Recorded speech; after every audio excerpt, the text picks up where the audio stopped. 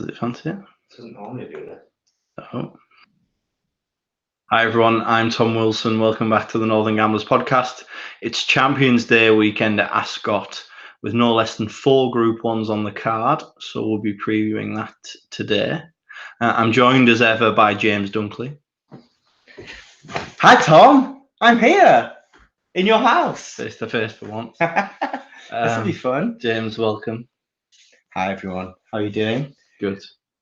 We've just had a lovely steak, haven't we? Yeah. Nice glasses. Thank you. Trying them out. New look.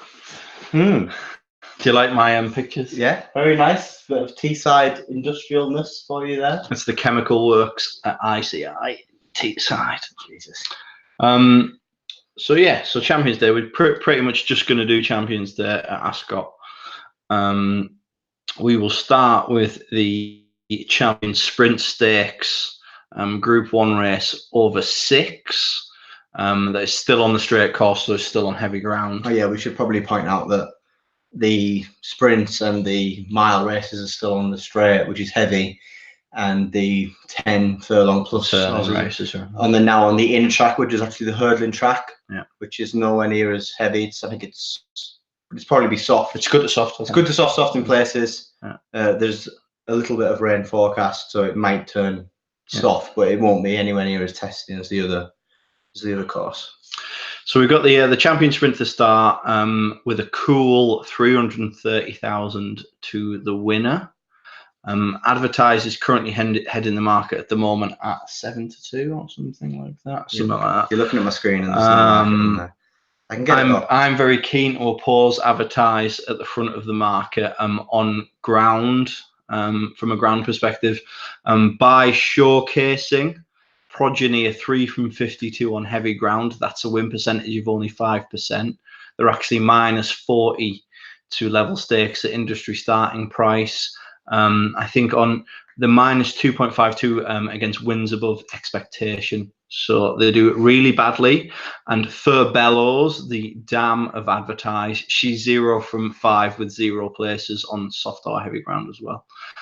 So Advertise, I think, could be making the market for us. He's actually best price 5s now.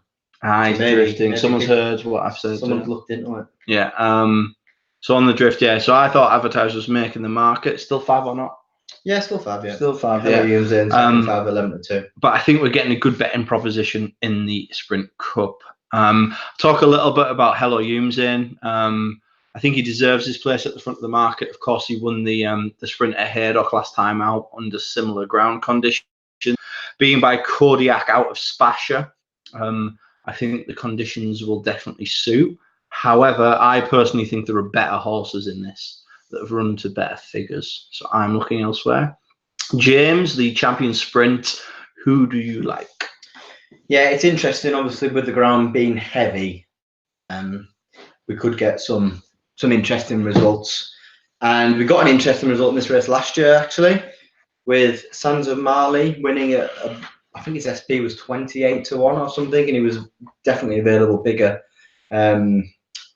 He beat Harry Angel that day, and that was on soft ground. So obviously he's of interest. He's been in pretty terrible form, to be honest.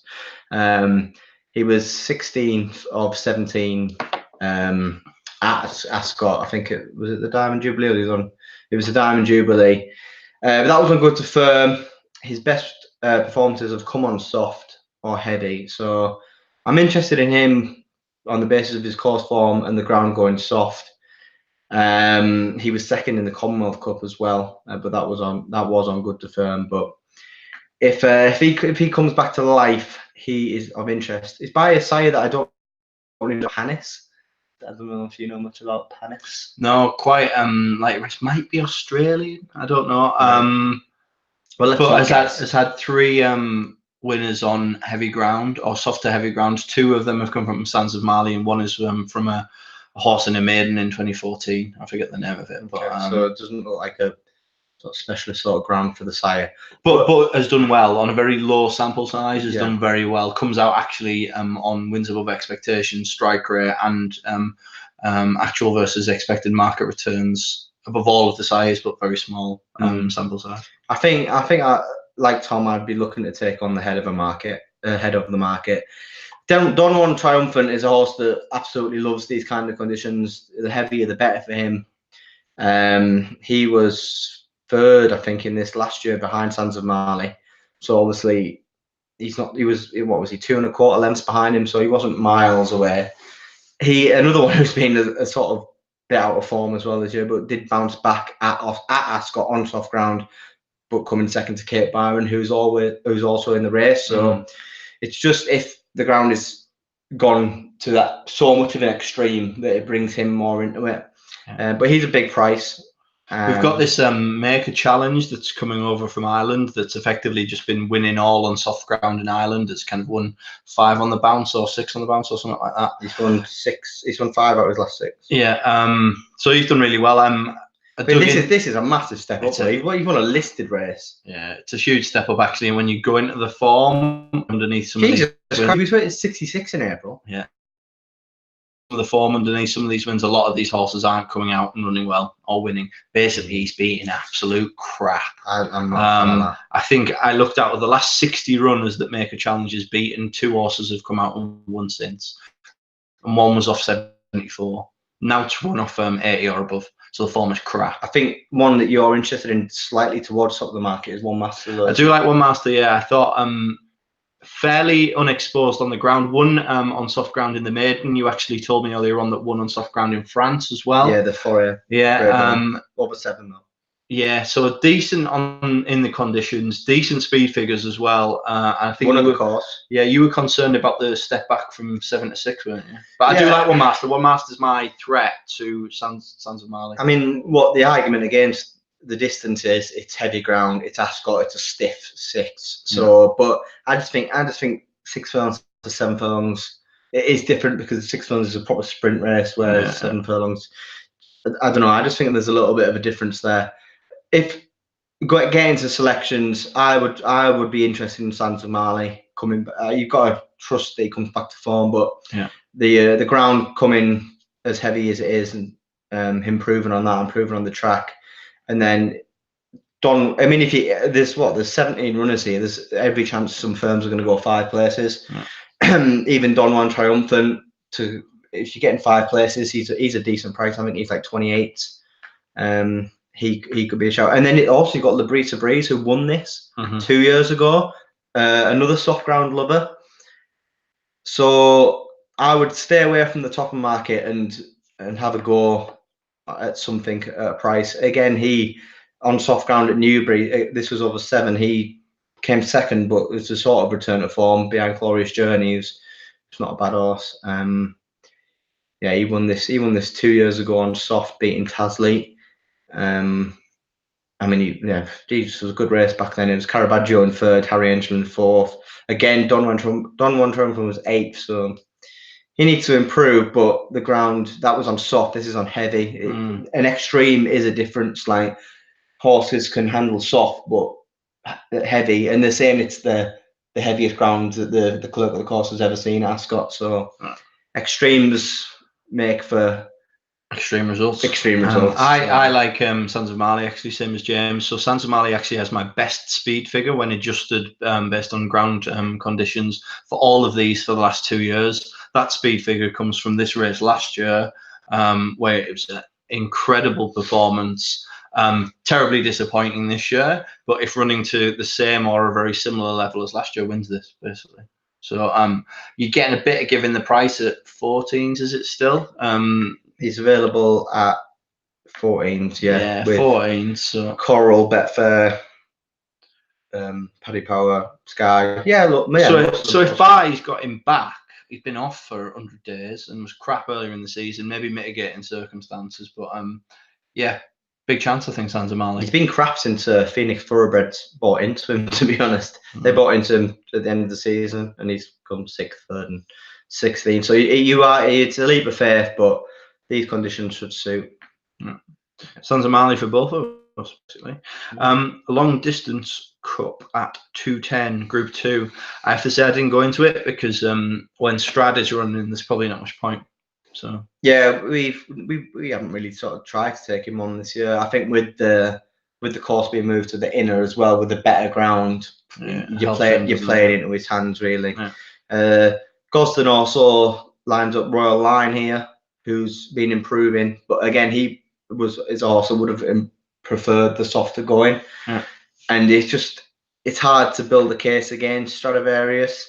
I've seen some people putting up Kew Gardens against him, but I don't think Kew Gardens has looked that good this year. I think he's got 3 seconds to his name, but he hasn't come up against anything as good as Stradivarius, so it could be a viable option for second, but it's just Stradivarius for me. Yeah, that's it. I mean, it's the same for me. I don't want to waste my time analysing it, to be honest. Not much time for this man. 2:45, 1 mile 4. It's the Filly and Mares Stakes, Group 1 race. There's one I'm mad keen on here, but I'll let you start. Who do you think wins this? Well, it's a couple of fillies that I really like in here. That have, mainly because I've won money on them. Annapurna, obviously, the Oaks winner, standout filly for me this season. But Starcatcher has just carried on improving. She won obviously at Ascot on soft ground, which is there's an advantage. She's already been here and done it, got a t-shirt. She just seems to do enough. She's been beating similar kind of horses that are in this race. So she's definitely the right favourite. I think Annapurna potentially prefer better ground. Oh no, she won on soft last time, so maybe I'm talking bullshit. She has won soft twice actually, so maybe I'm talking shit. I remember she won that Oaks on good ground. It's not a race I'll be getting involved with. Antonio de Vega improved massively last time out, beating a listed field quite comfortably, and she will definitely like the soft going. She probably would have preferred it on the other course. But yeah, it's not a race I'm going to bet. I don't know. I like Starcatcher and Annapurna, but it's just because I put money on her. If you remember last year, Larty's Hour was like a massive favourite for this, and she got turned over. Like, you don't know with fillies, sometimes you just don't know the 3-year-old fillies. Who one of them could just one of the Aidan O'Brien, one of Fleeting's been pretty unlucky a few times coming late. But yeah. The form line I really like. I'm going to get us beer. Good. They're in the bottom of the freezer. There's 2 small red stripes. The one I really like Delphinia, and was actually beaten last time out by Annapurna over in France. But I really like Delphinia because I think she had an absolute massive run behind Enbahar at Doncaster. I think Enbahar's Doncaster run is one of the best performances of the season. I actually think Enbahar is the horse of the season, the best horse in the country this season. What? Who? Enbahar. There's another one of them. Oh, did you know about that? No, keep that in the freezer. All right, well, I didn't see it. It might be in the second freezer one. Yeah, I think Enbahar is the best horse in the country. I think if Enbahar and Enable lines up, then Enbahar would win. On speed figures, she's got the best speed figures this season. Yeah, I just liked Delphinia. I mean, the speed figures are just really good. Going back from 1 mile 6 to 1 mile 4 is a bit of a concern. Annapurna's obviously beat her. But if the O'Brien horse can take a step forward, then that's probably the one for me. It's a very tentative kind of selection there. James is still just investigating. On the island. Yeah. In the island.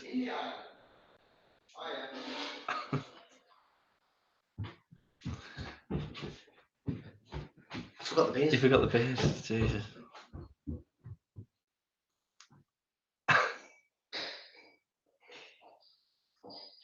This is what happens when we try to do the podcast live.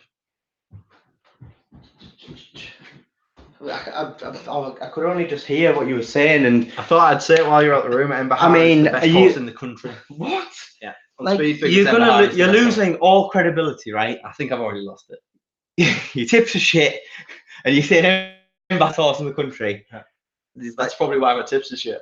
This is mental. Like, obviously, what relation has this got to the race anyway? She beat Delphinia 2 starts ago at Doncaster. Delphinia was second. I mean, she's not even the first. She's not even the second choice. Where's Ryan Mill? He's not racing, is he? Donnacha's coming over instead. Oh, is Donica So she's the first string. There you go. Boom. Well, I mean, she's got a lot to find with Starcaster and Annapurna. I can't get over that Ember hash out. We've only had 2 beers. Massive. Best speed figures in the country this year. Absolutely insane. Huge. So beat that run at Doncaster. So she's 4-year-old, beat some really progressive 3-year-olds, giving way. Yeah, so you'd say the figure is off the chart. So would she beat Enable? I think she think about. I think Oh my god! I think silly season. I think Ember Howe's the best horse in the country. Right. Okay. Well, that's mental. So you're saying Delphine, yeah? Yeah.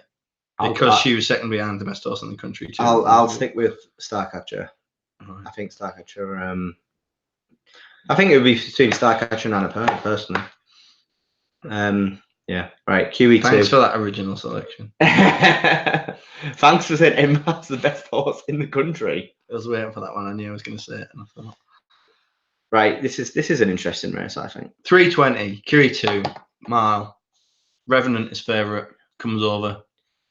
Been smashing it up on the continent. First time Hood for the Revenant. I haven't got stats on who is he. Debawi. FH Graffard. What? The trainer. Oh, the trainer. I thought you meant the sire. I was like, what? Yeah, well, the Revenant's interesting. Obviously, is in very good form. He's won his last 6. I remember when this horse was with fucking Hugo Palmer, and I remember backing him, and he got beat. Oh, he was beat by DXB. So maybe the form of that means now so shy. Yeah, but he was second in the Derby. The second was quite good as well. Interesting that he's improved massively though from going to France. Is that because the racing's crap? I don't know. Well, he's won a couple of. Almeido's all right. Well, is he though? I don't think. I'm not so sure. He's all right in France. I don't think he's great, to be honest. He's only won 3 races. I tipped Almeido for. I mean, he was terrible last year at Ascot. I tipped him at Ascot, I think, this year. He got beat. He got beat in this. I don't know. I don't like Almeido. I also don't like the Revenant, to be honest, and I think he's a terrible price. No, do I? I think speed is shocking. He was probably a decent price 2 weeks ago. Fucking hell, he's still getting back these 5-2. Best price. That makes me want to be sick. I mean, you like the ground and stuff, but the one I'm interested in is, and again, heavy ground. I've just put. Can I say one thing more about the Revenant? Yeah. Beat Imaging by half a length last time out. The Revenant's 5-2 and Imaging's 50-1. Yeah, true. I think Century Dream's interesting mainly because he'll like the ground, and also he was third in this last year in what was potentially a stronger renewal. Roaring Lion was obviously very good horse last year. Was rated 127 in this. I Can Fly second, goes in the Champion Stakes, and then Century Dream was third. He was ahead of Lord Glitters, who obviously reposes. Lightning Speed, who won a Group 1 last year. Ahead of Romanized. Romanized potentially improved this year. Look at that as well. Who was 12th? Adabe. We were coming to him in a minute. Jesus Christ. Sick. Jesus Christ. Sick. So yeah, like he was third last year on soft ground. He's won on heavy. He's won at Ascot. He was also 4th in the Queen Anne in 2018. Again, but that was on good to firm ground, which you wouldn't have liked as much. So the Ascot form's there, the heavy ground form's there. The price is decent. He was 25 to 1 last night. He's 20s now that decks have been sorted out. He's 20. Fucking, he's 14 in some places. I might have to have a little dabble. But he's 20s in the majority, and he's just seems solid. There's a chance he's not going to win, but if you're wanting an each way play, especially there's loads of runners, so you're probably going to get extra places. So yeah, I just think he was interesting. You got Magna Gracia, who is coming from being he won the 2000 Guineas and then was disappointing in the Irish version, but by Invincible Spirit, who like is a soft ground sire. Should like that. Has definitely got the class angle.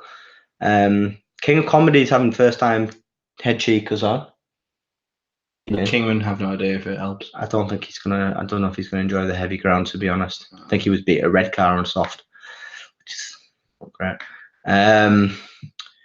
So yeah, Lord Glitters, another solid one who runs at Ascot. But I like Lord Glitters. Actually, Lord Glitters is my selection for this. My top speed figure in this is from Lord Glitters at Doncaster in June 2018, and my top soft ground speed figure is also from Lord Glitters as well. So I think at 8, Lord Glitters is a very solid each way player. Kind of always there and thereabouts in this type of thing. Yeah, exactly. Yeah, I mean it's King of Change as well. There's another interesting one. Second in the Guineas, came back and won nicely enough off a break, beating Turgenev. Would need to step up again, and hasn't raced on anything softer than good. So question marks. But he's by far. What would you say about far on soft ground? Any good? I can't remember. They get better as they get older. That's all I can tell you. Well, he's getting older. There you go. But yeah, I think as an each way player, I like Century Dream. I don't think Ben Battle will like the ground. So yeah, Century Dream. And you like Lord Glitters? Lord Glitters, yeah, I think it's solid. Cool. Solid as they come. 4 o'clock is the Valmont handicap over 1. Yeah. No, it isn't. We haven't done the champion. It's the champion stakes over 10 furlongs. Oh yeah, I haven't got notes on that because we already know who wins. Yeah, this 4 o'clock actually. Yeah, the champion stakes over 1 mile 2. We know who wins. It's easy. It's easy. It's a given.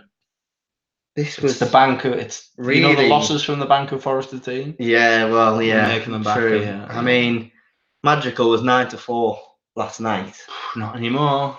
Not anymore. After now decks. That you've had your. No, well, the decks just changed. That was nothing to do with me. Was it not you? It was nothing to do with me. All right. This is a really poor Group 1. I mean, the fact that I know it was ground orientated, and the fact that it was heavy on the other course, and they hadn't changed courses yet. Oh my God, Brighton's been abandoned. Why has Brighton been abandoned? Oh, that's annoying. Have we got tips at Brighton? Yeah, I've got that. That one that's about to run. That one that's going to win. Oh, that's annoying.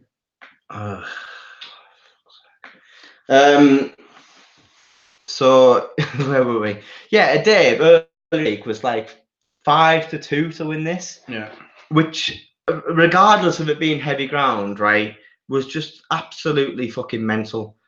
He won. He's a listed horse, isn't he? He won a bang average Group 3 last time out, beating Pondus, who reopposes. The highest rated horse in that race that he beat was Waddle Safa, who needs good ground, good to firm ground. It was heavy, so he was never going to win. And then you had the likes of Pondus, Raise You, who's in the sales, Surrey Thunder, and Luna Jet rated 93. He beat him 2 lengths. Before then, he was beaten by Elecam at York on his preferred soft ground, and then he won a listed race at Ascot, beating Magic Wand again, who prefers good ground on soft. It was an alright listed race, but fucking hell, this is a Group 1. This is the Group 1 champion stakes. The fact that Adair was 5-2 was just bananas, in my opinion. I mean, I'm setting myself up for a fall here, aren't I, if he wins? But yeah, the only top class Group 1 performer in this field is Magical. She won the Irish champion. She goes on the ground. She's run well at the course. She's only really been, I mean, in the arc, she went off. There was a crazy pace up front, and she was up with that, which didn't help her, obviously. She still managed to come 5th. That was a pace thing, really, wasn't it? It wasn't like it was. The pace was too strong. Like, okay, so Gaia went off crazy. He ended up coming 10th, miles away from that. And she was pretty crazy. She's done well to finish there, really. I mean, that is the only worry, if that's had a mark on her. But she seems to take her racing really well. It's like if you look at her, looking at her races here, she's had plenty. On speed figures, she's the best horse in the race, and she's the best horse on soft ground. And she's getting weight off the older. And she's getting kind of filly horse. Absolute smash up job. So she's only the Coral. She was beaten by Enable. Fair enough. At York, in the Yorkshire Oaks, beaten by Enable, but miles clear of the rest. Fair enough, like Enable, although she was beaten in the Arc, she was the best horse. She's beaten Would be beaten by Bahar. Beaten by Walgeist in the Arc, but she was up with the pace and the heavy ground, sort of the very soft ground went against her. So yeah, I mean, Enable, she seems to, Magical, she's actually probably been better at 10 furlongs this season. Yeah, so the drop looks a positive. The ground, no issue. The track, no issue. And she's a proven Group 1 performer. Probably goes here before the Breeders' Cup then. Possibly. She's had a very busy season though, so I don't know. She's definitely improved this year. Yeah. She's just so solid. Like 9-4 yesterday when Japan was ruled out, basically. Just looked a gift. And even at 15-8 now, I still think there's value. Like, let's run through them. A day we've discussed. Yeah, he goes better on soft, but it's a Group 3 horse probably at best. Regal Reality has been stuffed by Magical. Coroner's been beaten by Magical. Coroner's probably one for the forecast. She's a decent horse, but I don't think she's going to beat Magical. Deirdre won't like the ground. I Can Fly. Come on, she's not in Magical's league. Fox Tal definitely improved last time. It was very eye-catching, but again, that was what the fuck was that? A Class 2 race. That was a condition stakes, beating like sort of listed level horses, Group 3 at a push horses. So this is a massive step up. Pondus was beaten by Dave, so can't be having that. And then Medaya, just probably not good enough. The 3-year-olds haven't been as good as probably we're all hoping at the start of the season. I'm not even sure soft ground would suit her either. She was very disappointing in France and very soft. So Magical, it just looks almost too good to be true, which is the only thing, but it's a gift. It does look a gift, to be fair. It really does. So what about Constantinople going in the Caulfield Cup and wearing blinkers? Or cheekers, sorry. Are we going to get it all back? No, it's cheekers, I think. I mean, they know what they're doing, don't they? I don't really know much about Australian racing. Neither do I, not a clue, but they obviously know what they're doing with these type of horses. Just read Twitter for a month. Just banged it in. Listen to the podcast. We're going to make all the money back on Constantinople. I did back in for, well, Coral wouldn't let me have much on, but I did back in at 33-1 for the Melbourne Cup. It's a bit annoying that they're using the cheaters in the Caulfield Cup rather than the Melbourne Cup. Yeah, but if they're testing them in the work, I know what you mean. I would probably just wait and see if it worked, and if it worked, it worked. But it's like, don't blow your loads. Yeah. If you're going for that big win, you would rather just all or nothing. Because if it doesn't work, then what do you do? Well, then you're up shit creek. You just bought it off for no reason. Hold on, or something. I don't know. Yeah, well, that's another discussion for another time. We might discuss that. If he wins the Caulfield Cup, we'll discuss him for the Melbourne. But right. I'm pretty annoyed that he's been sold, to be honest. Yeah, of course. The Balmoral. Again, on the straight course, 1 mile. Lord North is your favourite. Rank favourite. After winning very snugly in the Cambridgeshire, tipped up by yours truly. Not the 25-1s that I was supposed to, but never mind. So what do you think? You don't like Lord North? Rank. I mean, it's go on. Talk just about North. He's gone up £12. It's a massive hike. It's probably I think it's a harder race. Ground will be fine. Course is fine. Everything's fine in that. It's just if he's good enough to win off top weight in a very competitive handicap. You've got one thing I will say is when he won the Cambridgeshire, he won it off 98. He had quite a low weight. It was I think he was at 8 stone 10. When Wissa Hicken won it for Gosden last year, he was off 107 as a 3-year-old. So that was a massive performance, and he bolted up by like 3 odd lengths.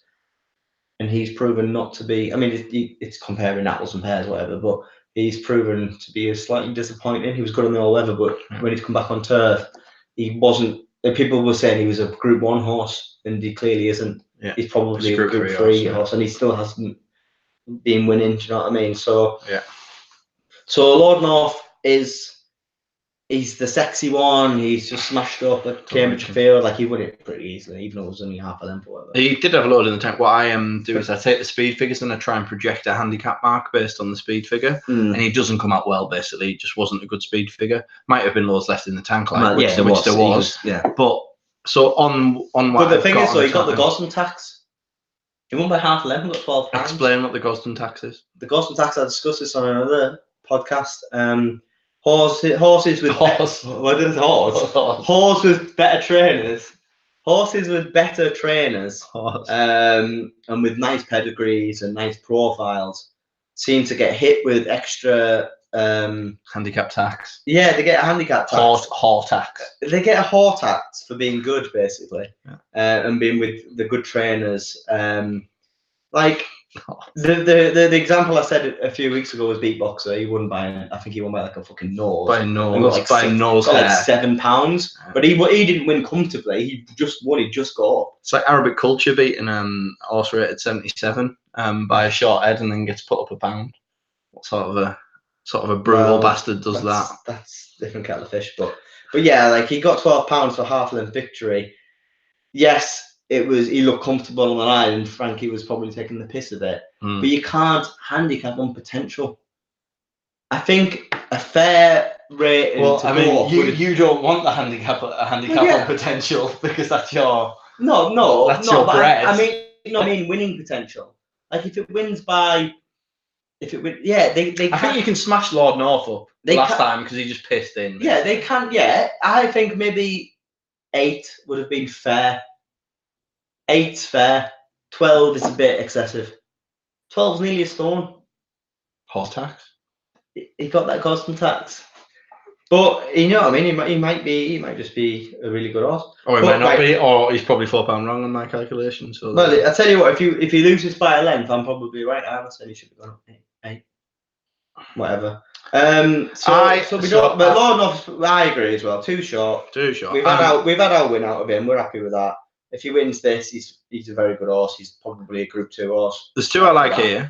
One is shortish and one's very long. Cloncooley I like. Very well handicapped based on his Ascot run over 1 mile on soft ground back in June. Same mark, 99. Was second that day by a centimetre to a fac. Runs off the same mark here. He's 1 from 2. In the other race was a place at the track, and he's 1 from 2 with an additional place on soft as well. On the speed figure, I have him better than 99 on that day under soft conditions at this track. I know he's dropped back down from 105, I think, or something. But yeah, I think Cloncooley's really, really solid at 8s. There's nothing on that screen, so I don't know what you looked at there. Yeah, so Cloncooley, I think, is really, really. Who you on about, Cloncooley? Yeah, I think Cloncooley will win. 12s. In a few. Proper solid each way, but I think Cloncooley wins. Anyway, you get better than and I really like a bigger priced one. I really like So Beloved. I'm really well handicapped here off 98 based on his run at Haydock on soft ground in April this year, and also his Newmarket and Ascot runs in June and July. He's come down from 105 to 98. Doyle is booked, who's 3 from 11 with an additional place on the horse. He's 2 from 11 with 2 additional places on soft ground. I'm a bit worried he might prefer a flat track rather than the slight undulations of the Ascot track. So that's my negative. I can get 33s, can you, on So Beloved?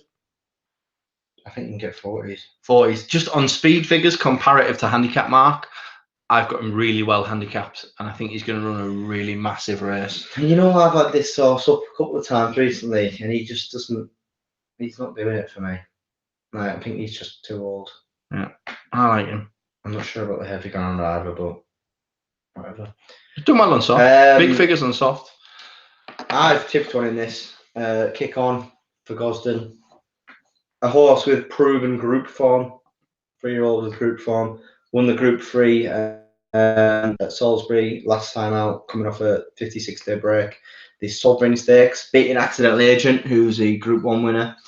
Great Scott was in 4th, who came out and won a Group 3 comfortably at Haydock. That Group 1 winner, Great Scott, who's now going to win the most valuable race in the world in Saudi Arabia. Is he? He's been sold, hasn't he? But I don't think they have much soft ground in Saudi Arabia. Shit. This would be a massive concern. Hopefully the rest of the field are crap. Kick On ran in the 2000 Guineas and ran really well. If you take out the horses... If you take out the first 6. No, if you take out the horses on the Golden Highway, which was 3 of the first 6, he'd have been... Behind Scardu, Mad Moon, 10 Sovereigns, Group 1 performers, Group 2... I don't know. I think Mad Moon won out. Oh. He did all right in the Derby. Scardu's run well in Group 1s. 10 Sovereigns won a Group 1. They've all been disappointing, really, though. Scardu, I know this is a handicap, but... Yeah, exactly. This is a handicap. This is a classic. It's a big difference. He looks like he goes well off a break. He won off a break at the start of this year. He had a mini break and then won. He's had another mini break. He's coming into it. Qatar Racing, this is their big day. They sponsor this day. He's running in their colours. There's every chance that they, after the last race, they thought, right, 108, definitely going to get in. He's a group horse. It's a group horse in an Ascot handicap though, which is a difference because an Ascot handicap is basically like a fucking listed race anyway. So yeah, I really like Kick On. He's by Charm Spirit, who won the QE2 on heavy ground on this same course and distance. The Dan Marika has won on soft ground. He has a nice rounded action, which suits soft ground. You like that? Yeah, nice rounded action. This is why I'm glad. This is why I'm glad we do video now, yeah, so people good, can see the action. I would have done that without the video. So yeah, I think Dan will be fine. He could go well on it. So he's my main bet. To touch on a few of the others, Kinran's up £6, and I don't see how he can win. He won a much poorer race than this. There's money. Obviously, Amadeo Modigliani is in. With him being an Aidan O'Brien, he's getting backed a little bit. He's into 8s. I like the Conculi angle with Tom. I just think this is a strong race, and she's not exactly going to be improving. I think she's like a 5-year-old. She was very close to winning the Royal Hunt Cup off 99 on soft ground. So she will probably... Jamie Spencer will be, he'll be coming late. He'll be having her out the back. So she's definitely interesting. Definitely probably a solid each way play, I would imagine. And then after that, I'm not that interested in any of them. So yeah, I think Kick On will kick on and have a very good chance of winning. Good. Should we do a lucky? We'll do Jesus. These never go well, do they? Do the sprint, do the QE2, the Champion, and the Balmoral. So Sansamali, yeah. Sansamali. Yeah. Who'd you like in the QE2? I like Century Dream. You like Lord Glitters. Go Century Dream though. You're quite keen, aren't you? Well, not really. I just thought it was interesting at the price. Have you got money on it? No, not yet. Are you going to put them here? Maybe if there's more places than there should be. Put Century Dream in then. So we'll go Sansamali, Century Dream, Magical. Magical is the cert to try and get the doubles up. And I like Kick On, but you like Conculi. You can do mixtures. Kick On and Conculi is the 2 selections, and Lord Glitters, Century Dream, with Sansamali and Magical. Good. You never know. Might get lucky. You might get lucky, and then if that comes in, you can buy a horse in the October sales. Yeah. Or you can join a syndicate. Thanks for listening, everyone. And go to Newcastle and you can go to Teesside. Look at the lovely photos on the wall. Jesus Christ. Bye. Thanks for listening.